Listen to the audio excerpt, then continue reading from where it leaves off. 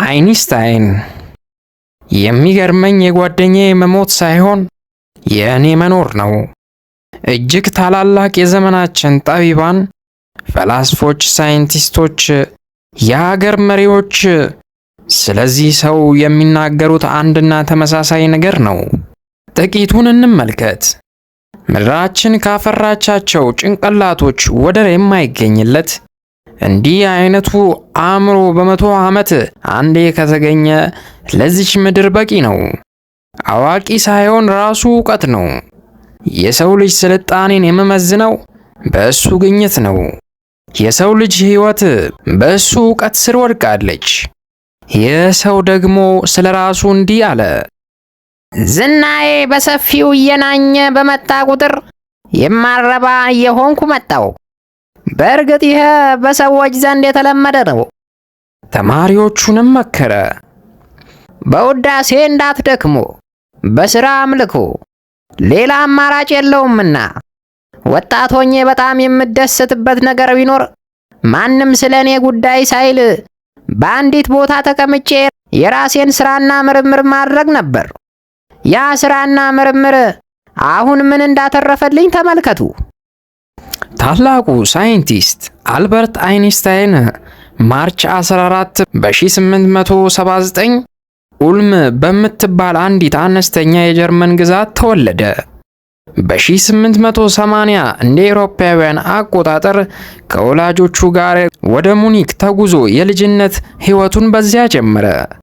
በ1894 እንደ አውሮፓውያን አቆጣጠር ቤተሰቡ ወደ ጣሊያን ሲጓዝ አይንስታይን በሙኒክ ትምህርቱን ለመቀጠል ቢቀርም በዚያው ዓመት መጨረሻ ግን ትምህርቱን በማቋረጥ ወደ ጣሊያን ተጉዞ ከቤተሰቡ ጋር ተቀላቀለ።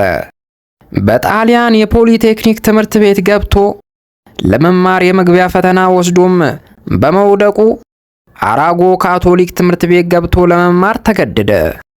የእኔ ሥራ በዚህ ዓለም ምስጢራት መደነቅ ነው የሚለው አይንስታይን ከወጣትነት ጊዜው ጀምሮ ከፍተኛ የማሰብ ችሎታ እንደነበረው ከታሪኩ እንረዳለን። አንዳንድ ወዳጆቹ ስለ ሕይወት በነበረው ፍልስፍና በመደነቅ የፈላስፋነት ካባም ሊደረቡለት ከጅለው ነበር። ለፍልስፍና ትልቅ ግምትና አክብሮት የነበረው አይንስታይን ፍልስፍናን ስታያት ማር በተለወሰ የእውቀት ብዕር የተጻፈች ትመስላለች። ለዚህም ነው ልታነባት ወደ ስትጀምራት ግልጽና ጣፋጭ ትመስልና ውስጧ ጠልቀ ስትገባ ግን ያንተን አላዋቂነት እሬት ታስልሳለች። ፍልስፍና በመጪው ዘመን የሰው ልጅ የሚመራባት ትሆናለች ብዬ አልገምትም። ለጥቂቶችና የላቀ አእምሮ ላላቸው ግን ማረፊያ ቤተ መቅደስ እንደምትሆን አምናለሁ ብሏል። የአይንስታይንን የእምነት ፍልስፍና ላጤነ ግን ወዳጆቹ የፈላስፋነት ካባ ሊደረቡለት መከጀላቸው እምብዛም አይደንቀውም። እንደ አውሮፓውያን አቆጣጠር በ1915 በእንግሊዞች ላይ ደርሶ ስለነበረው እልቂት የሚገልጽ አንድ ደብዳቤ ከስዊዘርላንድ ጓደኛው ኤድጋር ሜር ደረሰው። ሜር በደብዳቤው መጨረሻ እግዚአብሔር እንግሊዞችን በመቅጣቱ ደስ ሊል ይገባል አለው። አይንስታይን ለጓደኛው በጻፈው የመልስ ደብዳቤ ለምን ይህን ደብዳቤ እንደጻፍክልኝ አልገባኝም። እኔ ከእግዚአብሔርም ሆነ ከእንግሊዞች ጋር ምንም አይነት ግንኙነት እንደሌለኝ በሚገባ ታውቃለህ። የሰውን ዘር በምድር ላይ እየቀጣ ያለው እግዚአብሔር ከሆነ ኃላፊነቱን ሊወስድ ይገባ ነበር። እግዚአብሔር የሚባል ነገር አለመኖሩ ግን በራሱ ይቅር አስብሎታል በማለት መልሶለታል። እስከ ዛሬ በምድር ላይ ስኖር ለአንድም ቀን አለ ብዬ አስቤው የማላውቀው ነገር እግዚአብሔር ነው የሚለው አይንስታይን አንድ ወቅት በተማሪዎቹ ራስን ከእግዚአብሔር በላይ አድርገህ ታየዋለህ ተብሎ ተጠይቆ ነበር። እሱም ሲመልስ አዎን፣ ከኢየሱስ በላይ ማድረግ ከቻልኩ እንዴት ከእግዚአብሔር ላንስ እችላለሁ? እኔ ከማደርገው በላይ ታደርጋላችሁ አላለም እንዴ? በማለት መልሷል። የቅርብ ጓደኛው አይሁዳዊው ሄይል ፍሪድማን የአይሁዶች ዘር ሆነ በእግዚአብሔር አለማመን ምናልባት መጽሐፍ ቅዱስ ያለማንበብ ውጤት ይሆናል በማለት ለጻፈለት ደብዳቤ በላከለት መልስ መጽሐፍ ቅዱስ ያነበብኩት ኮፒውን ነው። በሙሴ የተጻፈውን ኦሪጂናሉ ካለ እባክህ ላክልኝ። በእግዚአብሔር መኖር የማላምን ሃይማኖተኛ መሆኔን ግን አሁንም የረሳው አይመስለኝም ብሎታል። አይንስታይን ሲበዛ ብቸኝነቱን የሚወድ ሰው ነበር። የሰዎች ወዳጅነት ጊዜያዊ እንደሆነ በሚገባ ተረድቻለሁ። ስለዚህም በሙቀቱ ላለመቃጠል፣ በቅዝቃዜው ላለመንቀጥቀጥ ርቄ መኖርን መርጫለሁ። ያን ጊዜ ሙቀት መጠኑ መካከለኛ ይሆናል ይላል። ፍቅረኛው ከነበረችው ግሪካዊቷ ሚሌቫ ጋር በትዳር ለ17 ዓመታት አብረው ኖረዋል። በእነዚህ ዓመታት አይንስታይን እንደሚነግረን ብዙ ነገር ለመረዳት ሲችል ሚሌቫ ግን ሚስጥራት እንደሆነችብኝ ቀርታለች ብሏል። ሚሌቫ የሳምባ በሽታ ፊቷ ላይ ከፍተኛ ጉዳት ካደረሰባት በኋላ መራርነቷ ከፍተኛ የሆነ እንደመጣ የሚነግረን አይንስታይን ከዓመታት የትዳር ዘመን በኋላ ቢፋቱም ከልጆቹ ጋር የነበረውን ግንኙነት በእጅጉ እንደጎዳችበትና ይህም ከሰው ርቆ ለመኖሩ የራሱን ድርሻ እንዳበረከተ ይናገራል። በጀርመን ወታደሮች ባህሪና ድርጊት እጅጉን ይበሳጭ የነበረው አይንስታይን በጣሊያን ኑሮውን ሲመሰርት የጀርመን ዜግነቱን ሰርዞ የስዊስ ዜግነት እንዲሰጠው ጠየቀ። ጥያቄውም ተቀባይነት አገኘ። ይህንኑ አስመልክቶ ለቀረበለት ጥያቄ ሲመልስ ሰው ሁሉ በሕግ ፊት የእኩልነት መብቱና ነፃነቱ የማይጠበቅበትና የወደደውን ማስተማር የማይችልበት ሀገር ዜጋ ለመሆን ስለማልፈልግ ብቻ ይህን ወስኛለሁ በማለት ተናግሯል። የአቶሚክ ኢነርጂ ቀመር በማግኘት የታላቅ ዕውቀት ባለቤትነቱን ካረጋገጠ በኋላ በዲሴምበር 11 በ1945 የኖቤል ሽልማት ተቀብሎ ንግግር እንዲያደርግ ተጋበዘ። ንግግሩ አጭር ነበር። ጦርነቱን አሸንፈናል፣ ሰላምን ግን አላሸነፍንም። We won the war, but not the peace ብሏል። የአቶሚክ ኢነርጂ ቀመር በመጠቀም የአቶሚክ ቦምብ ከተሰራ በኋላ የኒውዮርክ ታይምስ ጋዜጣ አዘጋጅ ወደ አይንስታይን መኖሪያ ቤት በማቅናት በእሱ ግኝት ስለተሰራው አውዳሚ መሳሪያ የተሰማውን ጠየቀው። እኔ የማውቀው አንድም የአቶሚክ ቦምብ አለመስራቴን ነው። ሰዎች መስራታቸውን ግን ሰምቻለሁ አለው። ይህን ማለቱ የእሱ ግኝት ዓላማ ለሰው ልጅ ልማት እንጂ ጥፋት እንዳልነበር፣ ነገር ግን ሰዎች ግኝቱን በመጠቀም የጥፋት መሳሪያ መስራታቸውን ለመግለጽ ነው። ለጋዜጠኛው በማከልም እንዲህ አለው። ልብ በል፣ እኔ የአቶሚክ ኢነርጂን ቀድሜ ባላገኘው ኖሮ ጀርመኖች ማግኘታቸው አይቀርም ነበር። በዚህም ግኝታቸው የሰው ዘር ቁንጮ እኛንን ለሚሉት እንደ ማረጋገጫ ይጠቀሙበታል። ምናልባት የእኔ ስህተት ፕሬዝዳንት ሩዝቬልት የአቶሚክ ቦምብ እንዲሰራ ሲጠይቀኝ መፈረሜ ነበር። ለእሱም ቢሆን ይቅርታ አይነፈገኝም። የጊዜ ጉዳይ እንጂ ጀርመኖች እሱንም መስራታቸው አይቀርም ነበር ብሏል። ጋዜጠኛው በማስከተል አንድ ጥያቄ አቀረበለት። ታዲያ የአቶሚክ ቦምብን የሰሩት እንዴት መቆጣጠር ያቅታቸዋል? አይንስታይን ለጥያቄው ሲመልስ ይህ የሚያሳየው ከፊዚክስ ይልቅ ፖለቲካ ከባድ መሆኑን ነው አለው።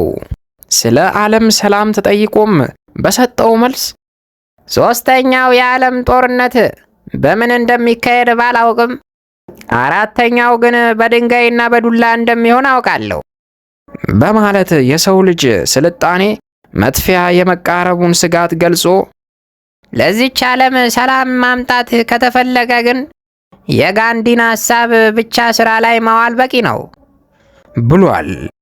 ሳይንሳዊ ግኝቱን አስመልክቶ የፈረንሳይ ፈላስፎች ማህበር በኤፕሪል 6 በ1922 ባደረገለት ግብዣ ላይ ተገኝቶ የኔ ቲዎሪ ስኬታማ ከሆነ ጀርመኖች የጀርመን ዜጋ፣ ፈረንሳውያን ደግሞ የዓለም ዜጋ ይሉኛል። የኔ ቲዎሪ ደግሞ ሐሰተኛ ከሆነ ፈረንሳዮች ጀርመናዊ፣ ጀርመኖች ደግሞ አይሁድ ይሉኛል በማለት ተናግሯል። ስለ ነገ አንድ ቀን ተጨንቄ አላውቅም፣ ምክንያቱም በፍጥነት እንደሚመጣ አውቀዋለሁና የሚለን አይንስታይን የእርጅና ዘመኑን ፕሪንስተን በምትባለው የአሜሪካ ግዛት ለማሳለፍ በመወሰን በግዛቷ ኑሮውን መስርቶ ነበር። አንዲት ወጣት የአይንስታይንን በሕይወት መኖር ሰምታ በመደነቅ እስከ ዛሬ በሕይወት አለ በማለት መገረሟን የሚገልጽ ደብዳቤ በኦገስት 25 በ1946 ላከችለት። እሱም እስከ ዛሬ ከሕያዋን ጋር አብሬ በመቆየቴ ይቅርታ ጠይቃለሁ፣ ለነገሩ ለዚህም መፍትሄ አለው የሚል መልስ ልኮላታል።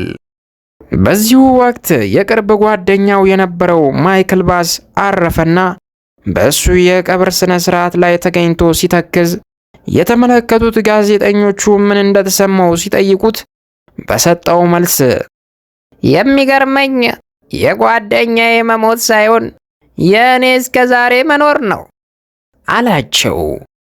ሌላው ጋዜጠኛ ለመሆኑ ስትሞት እዚሁ ነው መቀበር የምትፈልገው በማለት ጠየቀው። የእኔ ፍላጎት ሬሳዬ እንዲቃጠል ነው። ይህን ያህል ሕዝብ በቁሜ ካመለከኝ ይበቃኛል። ከሞትኩ በኋላ ደግሞ አጥንቴን እንዲያመልክ አልፈልግም በማለት መልሶለታል።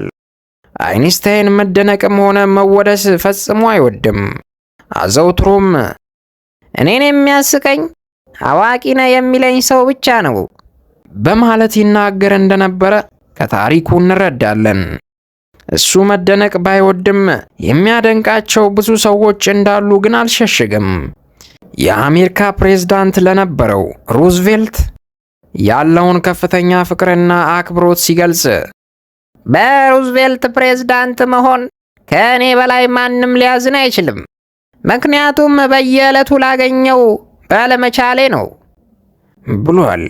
በተመሳሳይ የእስራኤል ፕሬዝዳንት ስለነበረው ዌይዝማንም ሲናገር በተመረጠ ሕዝብ መሃል የተመረጠ ሰው ብሎታል። ከከንፈሩ ፒፓ የማይለየው አይንስታይን የኒውዮርክ ታይምስ ጋዜጣ አዘጋጅ የእርጅና ዘመኑን የሚያሳልፍበት የፕሪስተንን ከተማ እንዴት እንዳገኛት ላቀረበለት ጥያቄ በሰጠው መልስ እንዳልተጨረሰ አዲስ ፒፓ በማለት ለከተማዋ ያለውን ፍቅር ገልጿል። ከሁለት ጦርነት፣ ከሁለት ሚስትና ከሂትለር ተረፌያለሁ የሚለው አይንስታይን በመጨረሻ ዘመኑ ስለ ጋብቻ የነበረው አመለካከት በከፍተኛ ጥላቻ የተሞላ ነበር። አብዛኛውን ጊዜውንም የሚያሳልፈው በቤተ መጻሕፍት ውስጥ አልያም ጀልባ ሲቀዝፍ በመዋል ነበር። አይንስታይን በስተመጨረሻ ያገኘውን የንጽጽር ሕግ ቲዮሪ ኦፍ ሪላቲቪቲ ብዙዎች በቀላሉ ሊረዱት ባለመቻላቸው ለማስረዳት ይቸገር ነበር። አንድ ቀን ይህንኑ ጥያቄ ላነሳበት ተማሪው በቀላል ምሳሌ እንዲህ በማለት አስረዳው። ከቆንጆ ሴት ጋር በሚያምር አትክልት ቦታ ለአንድ ሰዓት ተቀመጥ። አንዱ ሰዓት 1 ደቂቃ ይሆንብሃል። በጋለ ምድጃ ላይ ደግሞ ሱሪህን አውልቀ ለ1 ደቂቃ ተቀመጥ። 1 ደቂቃ 1 ሰዓት ይሆንብሃል። የንጽጽር ሕግም ይኸው ነው። አልበርት አይንስታይን አፕሪል 16 በ1955 ከዚህ ዓለም በሞት ተለየ። የቀብር ስነ ስርዓቱም የመጨረሻ ዜግነቱን የተቀበለባት አሜሪካ ፕሪስተን ግዛት ተፈጸመ። ሰላማችሁ ልክ እንዳሸዋ ይብዛ። ይህን ቻናል ሰብስክራይብ፣ ቪዲዮን ላይክ በማድረግ እናሳድግ።